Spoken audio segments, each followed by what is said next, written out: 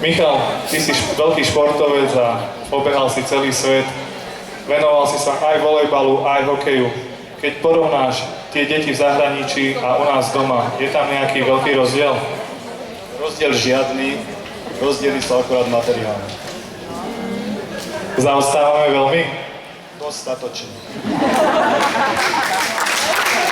Tak budeme robiť všetko preto, aby sme sa zlepšili aj v tejto oblasti. Takže pán Michal Moravský.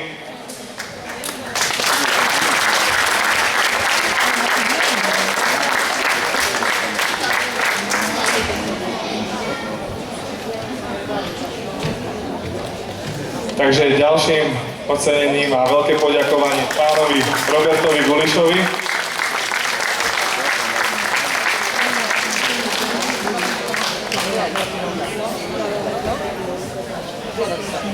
A ešte jedno veľké poďakovanie aj pánovi Miloslavovi Válečkovi,